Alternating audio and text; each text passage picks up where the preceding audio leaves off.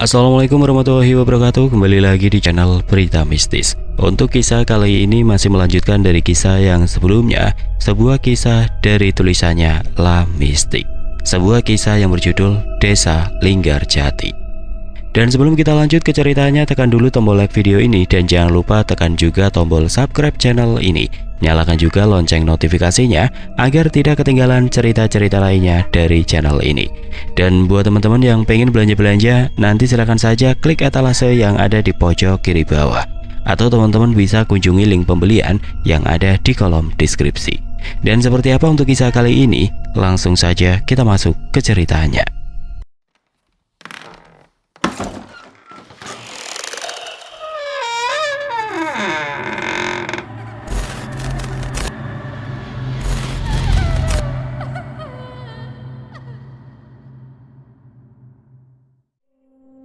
Eko tidak bisa tidur sama sekali malam itu. Pikirannya dipenuhi oleh keputusan yang dia buat kembali ke desa Linggarjati. Dia tahu bahwa ini adalah langkah beresiko, bahkan mungkin bunuh diri. Tapi setelah semua yang terjadi, dia merasa tidak punya pilihan lain. Barang-barang dari desa itu sudah terlalu kuat mengikatnya. Mereka seperti parasit yang perlahan-lahan menggerogoti jiwanya. Pagi harinya, Eko memutuskan untuk menyiapkan segala sesuatunya dengan hati-hati. Dia mengambil tas ransel dan memasukkan barang-barang penting, senter, air minum, makanan ringan, dan tentu saja keris tua, patung kayu kecil, serta kain batik usang. Dia tidak tahu apakah membawa barang-barang itu adalah ide yang baik, tapi dia merasa seperti ada sesuatu yang akan terjadi jika dia meninggalkannya. Sebelum berangkat, dia mencoba menghubungi Raka lagi, temannya yang pertama kali menceritakan tentang desa Linggarjati. Tapi seperti sebelumnya, Raka tidak menjawab teleponnya. Eko hanya bisa meninggalkan pesan singkat, berharap Raka akan menghubunginya nanti. "Rak, aku butuh bantuanmu. Aku harus kembali ke desa Linggarjati. Jika aku nggak kembali dalam beberapa hari, cari aku di hutan dekat Gunung Gede." Setelah itu dia masuk ke mobilnya dan mulai berkendara menuju lokasi hutan tempat dia pertama kali menemukan desa itu. Jalanan menuju sana tampak lebih sunyi daripada biasanya. Tidak ada satupun kendaraan lain di jalan, dan suara alam di sekitar hutan terdengar lebih keras dari biasanya. Suara angin yang menderu-deru, burung-burung yang berteriak, dan dedaunan yang bergesekan satu sama lain. Saat memasuki hutan, cuaca tiba-tiba berubah. Langit yang tadinya cerah kini tertutup awan tebal, dan udara terasa lebih dingin. Eko mencoba tetap tenang, tapi jantungnya berdetak lebih cepat dari biasanya. Dia tahu bahwa dia sedang memasuki wilayah yang tidak wajar, wilayah yang mungkin tidak akan membiarkannya keluar dengan mudah. Setelah beberapa jam berkendara, Eko akhirnya sampai di lokasi yang dia ingat sebagai tempat dia pertama kali melihat desa Linggarjati. Tapi kali ini tidak ada cahaya redup yang menyambutnya. Hutan itu gelap gulita, meskipun matahari masih tinggi di langit. "Ini benar-benar gila," gumamnya pada diri sendiri, mencoba meyakinkan diri bahwa dia tidak sedang berhalusinasi. Dia memarkirkan mobilnya di tepi jalan dan mulai berjalan masuk ke dalam hutan. Senter di tangannya hanya mampu menerangi beberapa meter di depan, dan suara-suara aneh semakin sering terdengar di sekitarnya. Seperti bisikan pelan, langkah kaki yang tidak terlihat, dan suara ranting patah meskipun tidak ada angin. Semakin jauh dia berjalan, semakin kuat perasaan bahwa dia sedang diikuti. Dia berbalik beberapa kali, mencoba mencari sumber suara itu, tapi tidak ada siapa-siapa di sana. Hutan itu tampak kosong, tapi atmosfernya begitu mencekam. "Apa aku salah jalan?" Tiba-tiba dia melihat cahaya redup di kejauhan. Cahaya itu terlihat samar-samar, seperti api unggun yang menyala di tengah hutan. Eko merasa lega. Dia yakin bahwa cahaya itu berasal dari desa Linggarjati. Dia mempercepat langkahnya, mencoba mendekati cahaya itu.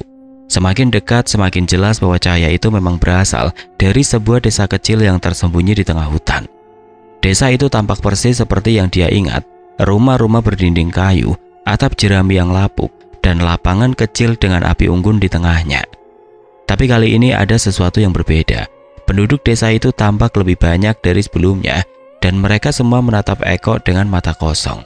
Ada sesuatu dalam tatapan mereka yang membuat bulu kuduki berdiri. Seolah-olah mereka tahu bahwa dia akan datang. Eko mencoba tersenyum dan melambaikan tangan. Halo, aku kembali, katanya dengan suara gemetar. Salah satu pria parubaya melangkah maju, wajahnya datar tanpa ekspresi. Kamu membawa barang-barang kami, katanya dengan suara datar. Eko mengangguk. Iya, aku ingin mengembalikannya. Pria itu tersenyum tipis, tapi senyumnya terlihat aneh, seperti senyum boneka yang tidak memiliki emosi. Kamu sudah terikat dengan kami, nak. Barang-barang itu hanya simbol. Yang sebenarnya mengikatmu adalah niatmu sendiri saat membawa barang-barang itu dari desa ini. Eko merasa tubuhnya lemas. Apa yang harus aku lakukan? Pria itu tidak menjawab. Sebaliknya dia melambaikan tangan dan beberapa penduduk desa langsung menghampiri Eko. Mereka menuntunnya menuju sebuah kuil tua di tengah desa. Kuil itu tampak lebih besar dari rumah-rumah lainnya dengan pintu kayu besar yang penuh ukiran rumit. Masuk, kata pria itu dengan nada datar. Eko ragu sejenak, tapi dia tidak punya pilihan lain. Dia masuk ke dalam kuil itu, diikuti oleh penduduk desa yang diam-diam menutup pintu di belakangnya. Di dalam kuil, suasana begitu mencekam. Udara terasa lebih dingin, dan dinding-dinding kuil dipenuhi dengan ukiran-ukiran aneh yang tampak seperti simbol-simbol kuno. Di tengah ruangan ada sebuah altar besar dengan patung kayu raksasa yang mirip dengan patung kecil yang dia bawa pulang. Kamu harus memilih, kata suara anak kecil yang sudah sering dia dengar dalam mimpi buruknya. Anak itu muncul dari balik bayangan, menatap Eko dengan mata kosong. Memilih apa? Tanya Eko, suaranya bergetar. Kamu bisa tetap di sini bersama kami, atau kamu bisa mencoba melawan takdirmu.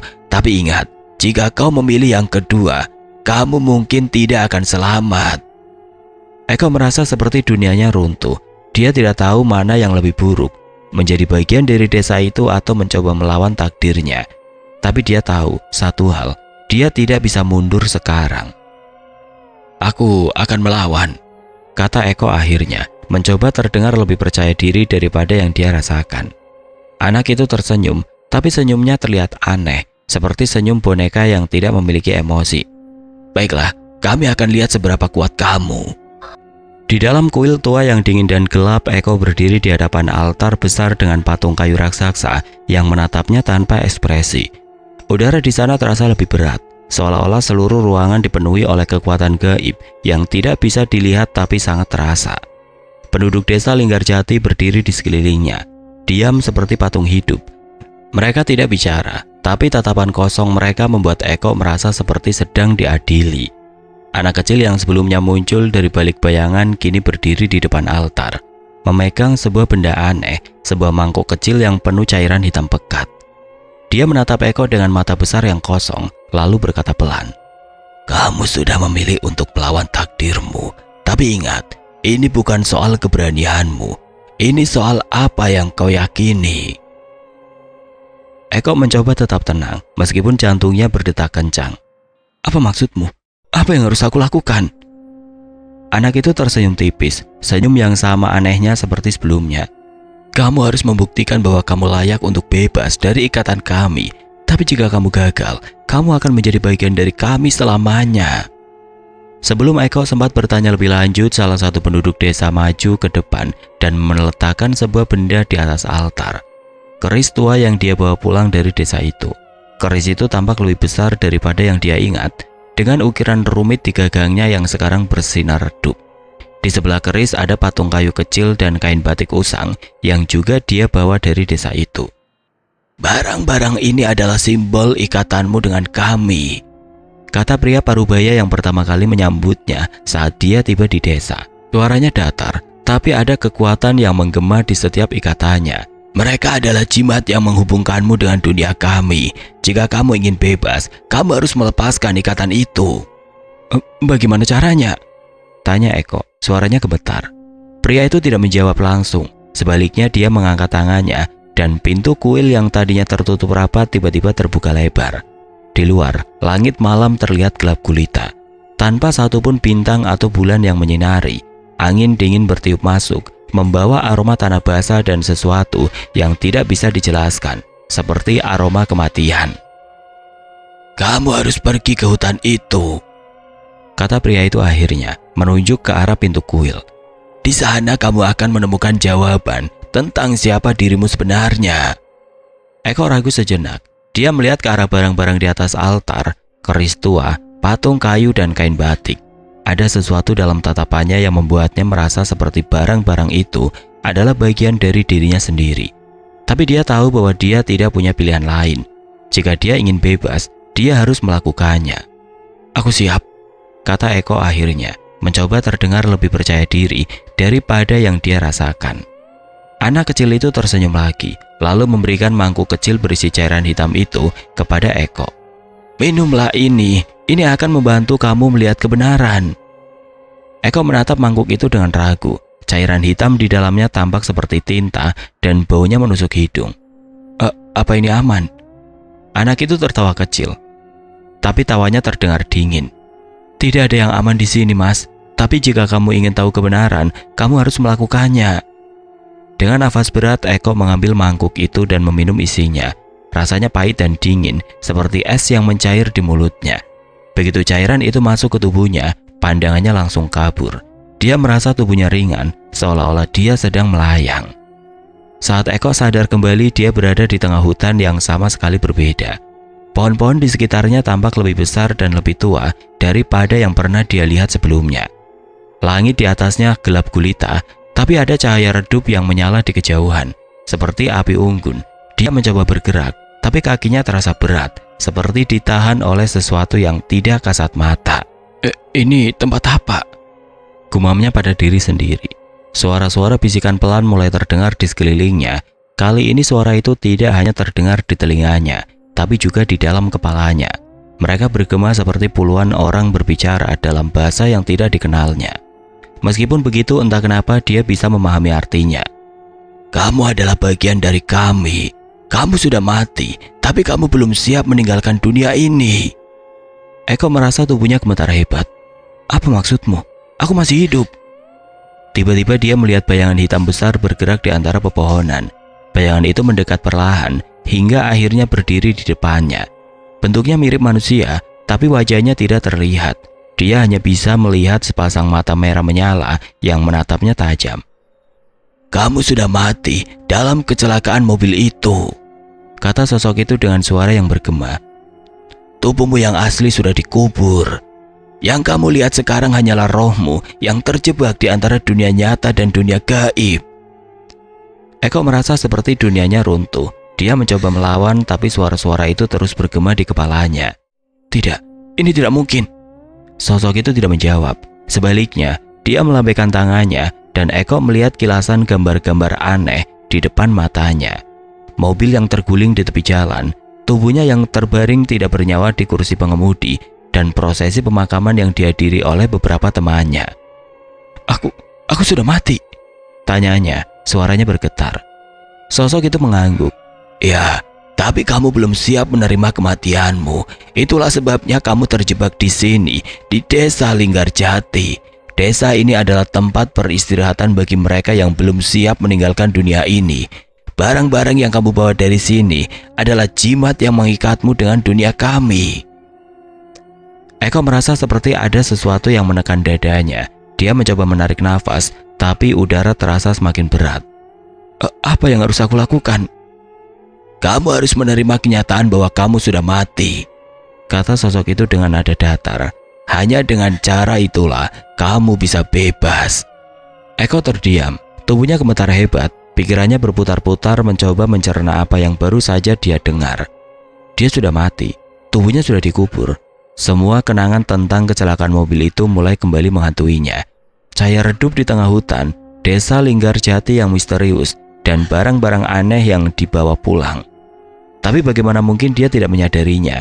Bagaimana mungkin dia bisa hidup seperti biasa selama ini jika dia sudah mati? Ini gak masuk akal, gumamnya pelan, suaranya bergetar. Kalau aku sudah mati, kenapa aku masih bisa merasakan semuanya? Kenapa aku bisa berjalan, berbicara, bahkan bernapas? Sosok hitam besar yang berdiri di depannya tidak menjawab langsung. Dia hanya menatap Eko dengan mata merah menyala yang seolah-olah bisa melihat jauh ke dalam jiwanya. Suaranya bergema lagi, datar tapi penuh kekuatan. Kamu bukan benar-benar hidup. Tapi kamu juga belum sepenuhnya mati. Kamu adalah roh yang terjebak di dua dunia. Karena kamu belum siap menerima kematianmu. Eko mencoba melawan rasa takut yang semakin memuncak. Tapi kenapa aku bisa sampai di sini? Kenapa aku bisa melihat desa Linggarjati kalau aku sudah mati? Sosok itu tersenyum tipis, senyum yang lebih mirip seringai dingin. Desa Linggarjati bukan tempat biasa. Ini adalah gerbang antara dunia nyata dan dunia gaib. Hanya orang-orang tertentu yang bisa melihatnya. Mereka yang belum siap meninggalkan dunia ini. Kamu salah satunya. Eko merasa seperti ada tangan tidak kasat mata yang menekan dadanya. Nafasnya tersegal-segal dan pandangannya mulai kabur. Dia mencoba berpegang pada pepohonan di sekitarnya, tapi tangannya hanya menembus udara kosong. Kenapa aku harus menerima ini? Apa aku nggak bisa kembali ke dunia nyata? Sosok itu menggeleng pelan. Dunia nyata sudah tidak ada untukmu. Tubuhmu sudah mati. Yang kamu lihat sekarang hanyalah ilusi yang diciptakan oleh pikiranmu sendiri. Barang-barang yang kamu bawa dari desa Linggarjati adalah jimat yang membuatmu tetap terikat dengan dunia ini. Tapi mereka juga yang akan membawamu ke kebenaran. Eko menundukkan kepala, air mata mulai mengalir di pipinya. Dia merasa seperti dunianya runtuh. Semua yang dianggap nyata ternyata hanya fata morgana. Semua yang dia lakukan selama ini, bekerja, berbicara dengan teman-temannya, bahkan mencoba mencari jawaban tentang barang-barang itu, semua itu hanya ilusi yang diciptakan oleh pikirannya. Apa yang harus aku lakukan? Tanyanya akhirnya suaranya terdengar lemah. Sosok itu diam sejenak, seolah-olah mempertimbangkan sesuatu. Kamu harus menerima kenyataan bahwa kamu sudah mati. Hanya dengan cara itulah kamu bisa bebas dari ikatan ini. Jika kamu terus menolak, kamu akan terjebak di sini selamanya. Eko merasa seperti ada beban berat yang menekan pundaknya. Dia ingin berteriak, ingin melawan, tapi dia tahu bahwa dia tidak punya pilihan lain. Semua ini terlalu besar untuk dipahami, terlalu berat untuk dilawan. Aku menerima, katanya akhirnya. Suaranya bergetar. Sosok itu tersenyum lagi, kali ini lebih lembut. Baiklah, ikuti aku. Eko mengikuti sosok itu melewati hutan yang gelap gulita. Langkahnya terasa ringan, seolah-olah dia sedang melayang. Pohon-pohon di sekitarnya tampak semakin besar dan semakin tua, seperti sedang memasuki wilayah yang lebih tua daripada waktu itu sendiri. Udara terasa lebih dingin, dan suara-suara bisikan pelan semakin keras, hingga akhirnya terdengar seperti jeritan menusuk telinga. Setelah beberapa saat mereka sampai di sebuah lapangan kecil yang dikelilingi oleh pepohonan tinggi. Di tengah lapangan ada api unggun yang menyala terang, meskipun tidak ada satupun kayu atau bahan bakar di sekitarnya. Di sekeliling api unggun ada banyak sosok manusia yang duduk diam. Wajah mereka kosong, tanpa ekspresi, seperti patung hidup. Siapa mereka? Tanya Eko, suaranya bergetar. Mereka adalah jiwa-jiwa yang belum siap meninggalkan dunia ini. Seperti kamu, mereka terjebak di sini karena mereka belum menerima kenyataan tentang kematian mereka. Eko merasa seperti ada sesuatu yang menariknya untuk mendekat. Dia melangkah perlahan menuju api unggun, diikuti oleh sosok hitam besar yang terus menemaninya. Ketika dia sampai di sana, dia melihat wajah-wajah yang sudah pernah dia lihat sebelumnya. Penduduk desa Linggarjati yang menyambutnya saat pertama kali dia datang ke sana. Selamat datang, nak, kata salah satu pria parubaya yang duduk di sana. Suaranya datar, tapi ada kehangatan aneh di dadanya. Kamu sudah menerima kenyataan tentang dirimu. Sekarang kamu adalah bagian dari kami. Eko merasa seperti ada sesuatu yang meledak di dalam dadanya. Dia ingin menolak, ingin melawan, tapi dia tahu bahwa dia tidak punya pilihan lain. Semua ini terlalu besar untuk dipahami, terlalu berat untuk dilawan. Aku siap, katanya akhirnya. Suaranya terdengar lemah. Pria parubaya itu tersenyum tipis. Baiklah, duduklah bersama kami. Kamu tidak akan sendirian lagi. Eko duduk di samping mereka, merasakan kehangatan dari api unggun yang menyala di tengah-tengah mereka. Meskipun begitu, dia tahu bahwa dia tidak akan pernah bisa kembali ke dunia nyata. Dia sudah mati, dan ini adalah tempatnya sekarang. Eko duduk di sekitar api unggun bersama penduduk desa Linggarjati, merasakan kehangatan yang aneh menyelimuti tubuhnya. Tapi meskipun ada api yang menyala terang di tengah-tengah mereka, udara di sekitarnya tetap dingin. dingin yang menusuk sampai ke tulang. Dia tidak tahu apakah itu karena suhu alamiah hutan atau karena kehadiran makhluk-makhluk gaib yang kini menjadi teman-temannya. Dia menatap wajah-wajah kosong di sekelilingnya. Mereka semua tampak damai, seperti sudah menerima nasib mereka sebagai jiwa-jiwa yang terjebak di antara dunia nyata dan dunia gaib. Tidak ada lagi ketegangan, tidak ada lagi rasa takut, hanya ada keheningan yang dalam, seperti sebuah lagu tanpa nada yang mengalun pelan-pelan di telinganya. Aku benar-benar mati, gumam Eko pada dirinya sendiri, mencoba meyakinkan pikirannya bahwa ini bukan mimpi buruk lain. Tapi kali ini dia tahu bahwa ini nyata. Semua kenangan tentang kecelakaan mobil itu, tentang tubuhnya yang terbaring tidak bernyawa di kursi pengemudi, tentang prosesi pemakaman yang dia lihat melalui mata orang lain. Semua itu adalah kenyataan yang tidak bisa dia hindari lagi. Kamu tidak perlu takut, kata salah satu pria parubaya yang duduk di sampingnya. Suaranya datar, tapi ada kelembutan yang aneh di dalamnya. Ini bukan takdir dari segalanya, ini hanya awal dari perjalanan baru. Eko menoleh ke arah pria itu, mencoba mencari jawaban dalam tatapan kosongnya. Apa maksudmu? Apa yang akan terjadi padaku? Pria itu tersenyum tipis. Kamu akan tinggal di sini bersama kami. Kamu akan belajar untuk hidup di dunia ini, meskipun kamu sudah mati. Ini bukan tempat yang buruk, nak. Kami menjaga satu sama lain. Kami tidak sendirian. Eko merasa ada sesuatu yang menekan dadanya. Dia ingin bertanya lebih banyak, tapi kata-kata itu terasa sulit keluar dari mulutnya. Dia hanya bisa menundukkan kepala, mencoba menahan air mata yang mulai mengenang di matanya. Kenapa aku harus mati? Kenapa aku nggak bisa kembali ke dunia nyata?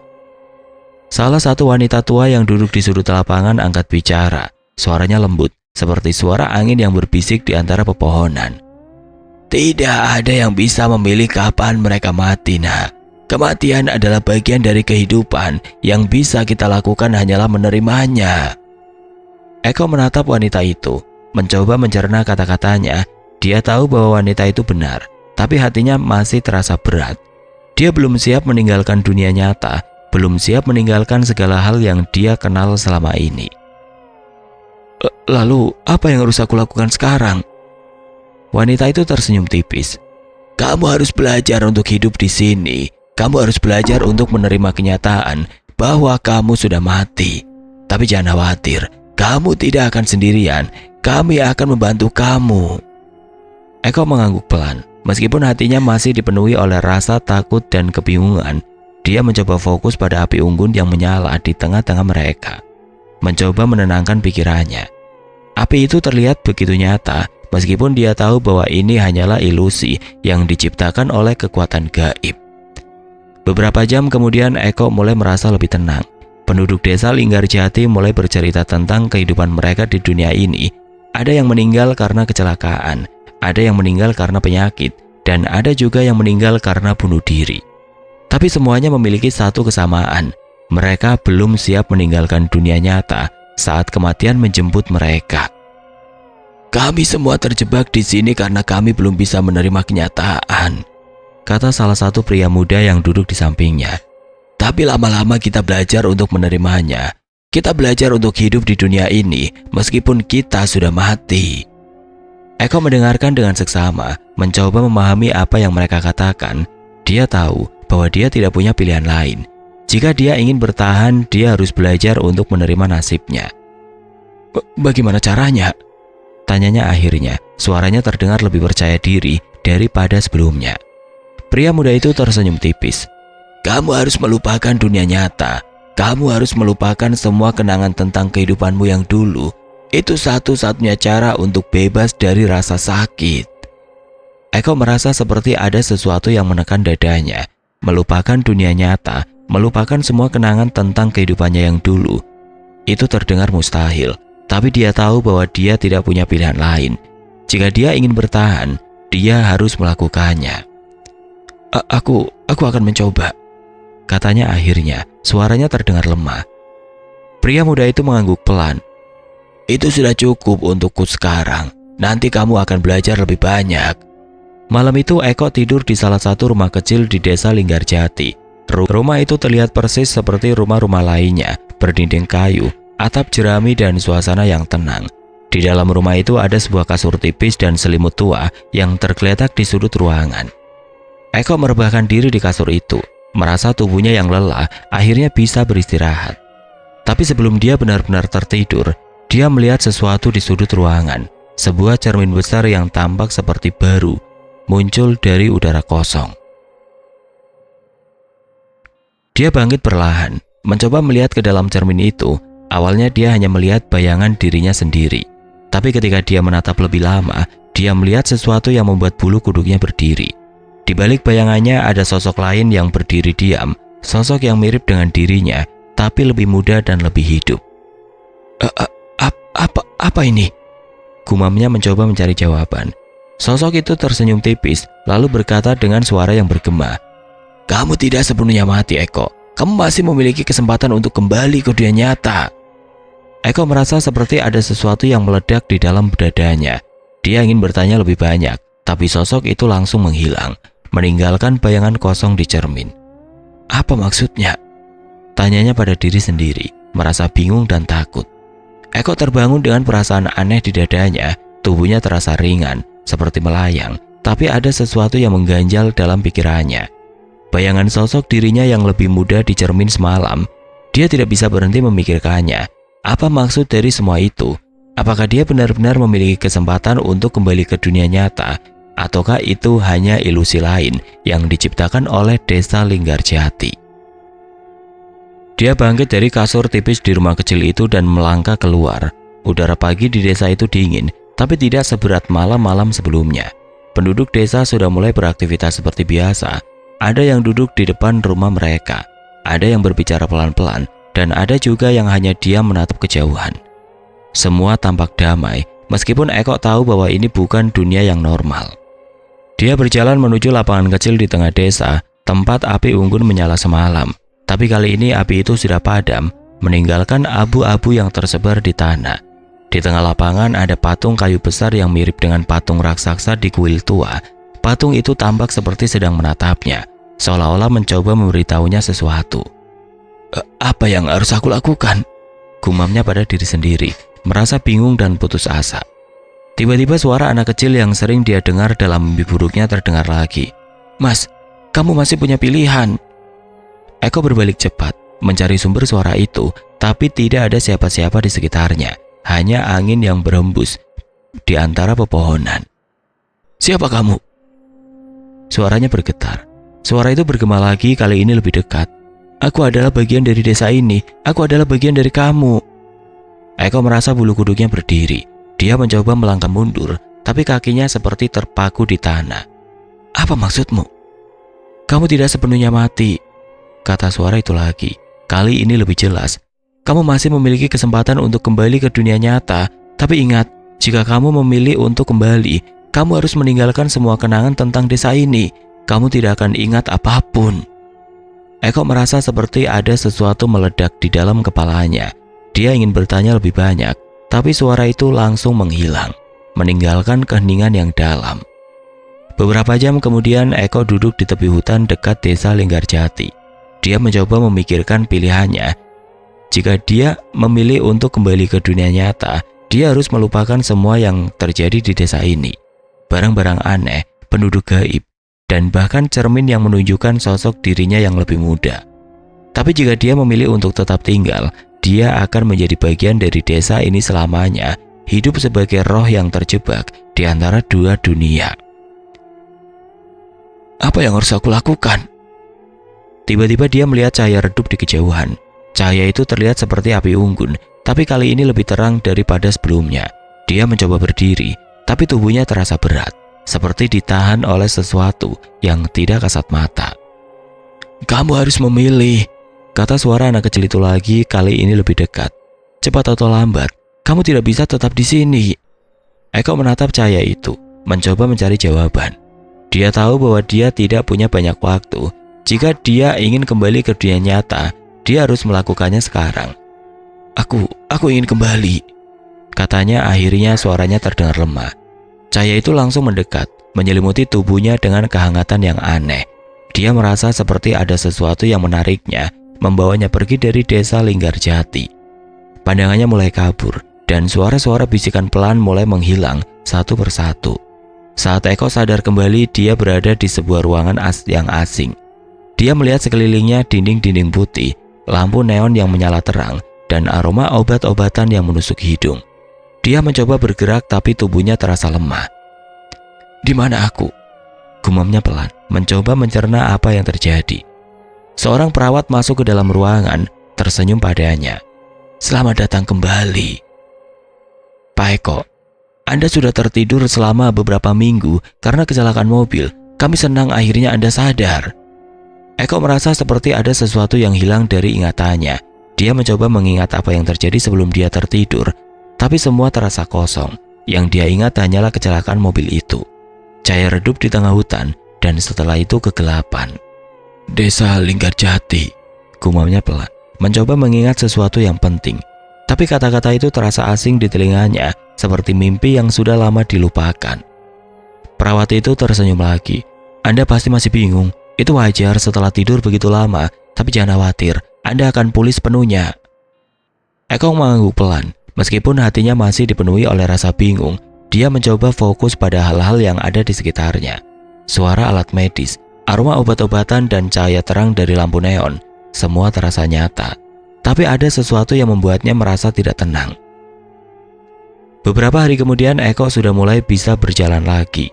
Dia duduk di kursi roda di depan jendela rumah sakit, menatap pemandangan kota yang ramai di bawahnya. Tapi ketika dia menoleh ke arah meja kecil di samping tempat tidurnya, dia melihat sesuatu yang membuat bulu kuduknya berdiri. Sebuah keris tua yang tergeletak di atas meja.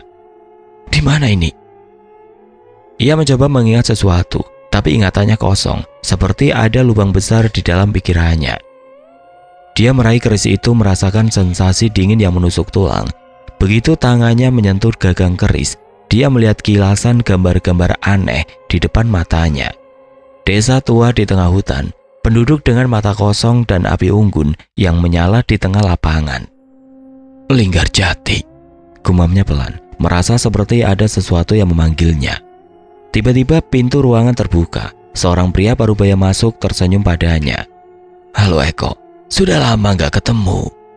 Eko menatap pria itu, mencoba mengingat siapa dia. "Maaf, siapa kamu?" Pria itu tertawa kecil. "Aku Raka, temanmu. Kamu gak ingat aku?" Eko menggeleng pelan. "Maaf, aku gak ingat." Raka duduk di sampingnya, menatap keris tua di tangannya. "Kamu masih membawa barang-barang itu ya? Desa Linggarjati pasti belum melepaskanmu." Eko merasa seperti ada sesuatu yang meledak di dalam kepalanya.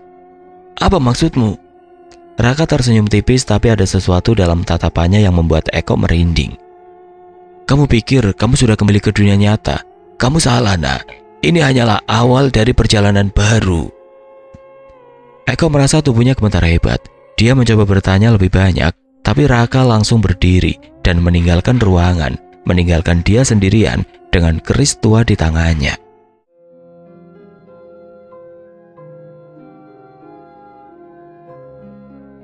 Oke teman-teman, sekian untuk kisah kali ini. Bagaimana menurut kalian tentang kisah ini? Tulis komentar kalian di kolom komentar. Dan buat teman-teman yang baru bergabung, jangan lupa untuk like, komen, share, serta subscribe channel ini. Dan nantikan kisah-kisah horor berikutnya tetap di channel Berita Mistis. Wassalamualaikum warahmatullahi wabarakatuh.